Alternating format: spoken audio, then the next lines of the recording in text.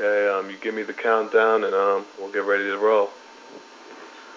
All right, we're rolling in 5, 4, 3, 2, and go. What's up, what's up? This is Dominic Hoyt reporting for What's Up College Edition. Hello, TCC. Today we're very excited because we've been invited into the home of a Northwest hip-hop icon. You may know him as the Swass, Mac Daddy, Bumpasaurus himself, Mr. Sir Mix-a-Lot. How you doing, sir? Hey, man. It's all good. It's all good. Chilling, working. Right. Yeah.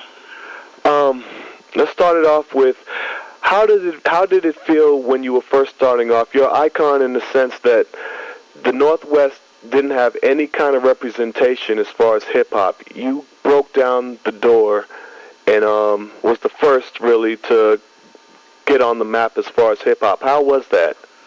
Actually, it still bothers me to this day because I don't really represent the Seattle sound. You know, I mean, I'm quirky. I like weird styles. My musical influences are a whole lot deeper, you know, than just a cat that did rap. You know, I listen to James Brown. I go back and listen to some old Devo. I listen to Linkin Park. I listen to Korn. I'm all over the place. So I didn't really represent the quote-unquote Seattle hip-hop sound, whatever that is. So it was like a unwanted pressure, you know, to portray what cats were seeing as the Seattle sound, to put that forth when it wasn't my sound. So it was a little nerve-wracking initially. Now I just kind of move on. I just kind of do what I do, but it bothered me initially because I really didn't want that pressure. There's been other groups who've tried to come out like this is probably going underground for the Northwest. High Performance, Criminal Nation. Why has it been so hard? We have the Dirty South being represented, the East Coast being represented, and the West Coast being represented. Why is it so hard for the Northwest to find its bearing on the hip-hop scene? That's easy. And I say this all the time. Hooks. Cats out here, and I got a few of them around me, they're so worried about, quote-unquote, keeping it real and talking about shit they ain't never done, basically, excuse my language, that they make whack songs. In other words, the quest for respect and credibility leads to a lack of creativity. You know, the cats don't want to really, it's like, okay, how many times can I say MF in a song? How many hoes can I knock? How much weed can I smoke? That's keeping it real. That's not keeping it real because that's not your everyday thing. The cats in the South, they figured it out. They say, you know what, we can talk about tossing back 40s and ain't nobody gonna listen but the cats that toss back 40s. But when we start throwing these new dances out here and this new slang and these hooks, you know, the thing you remember about a song is not the verses. That's the things that hardcore rap fans remember. But the things that you remember about songs are choruses, hooks. And the cats in Seatown are starting to get that now. But back in the day, really Criminal Nation had it down pat. You know, but a lot of cats listen to their hooks and it sounds like another verse. And if your song goes off, see, I'm talking producer now. I'm not talking about from a rapper perspective. Right. When your song goes off, if I can't nod my head and remember something about it, it ain't gonna hit.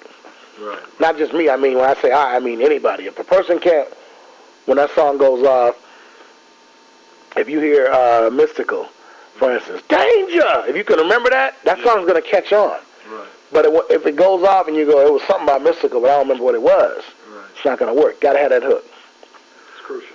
One thing that I really admire you personally about as far as growing up with your music is you've always been versatile. I mean, your songs have always been either subjects such as square dance rap, hoopty, I Got Game, Swap Meet Louie, Posse on Broadway, Baby Got Back.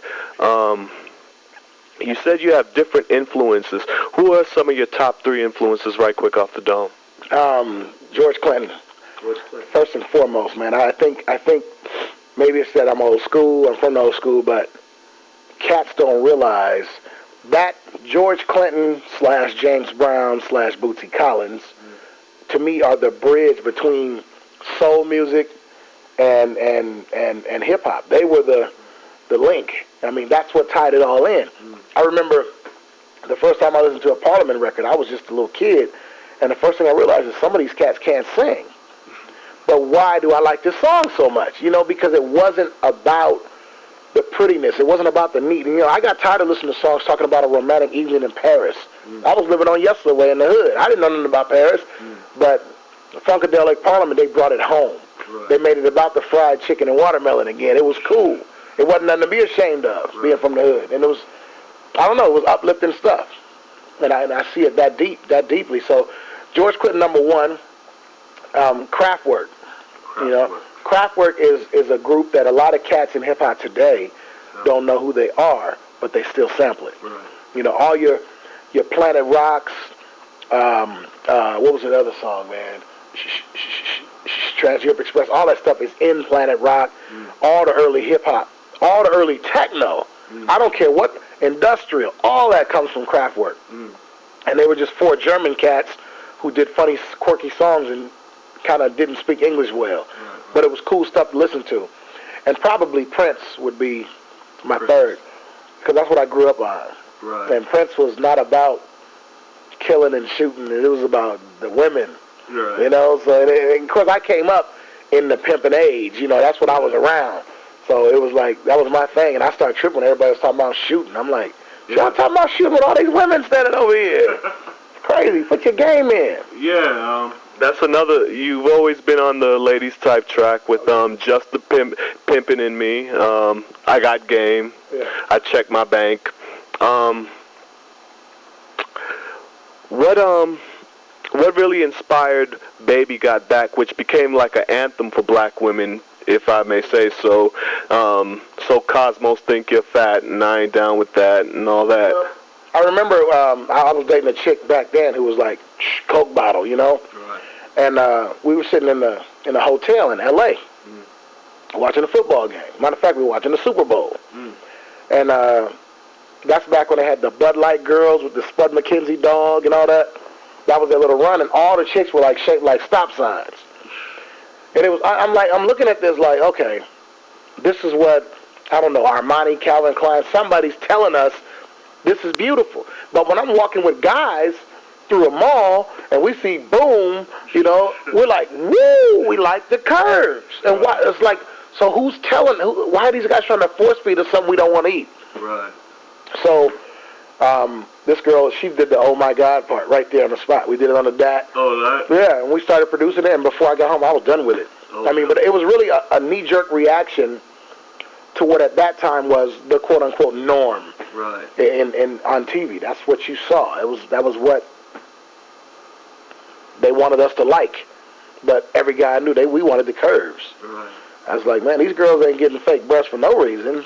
You know, but that was what it was about, just response. And I do that a lot. I'll hide a serious message in a funny song because I don't feel the need to come off eyebrows down and guns blazing.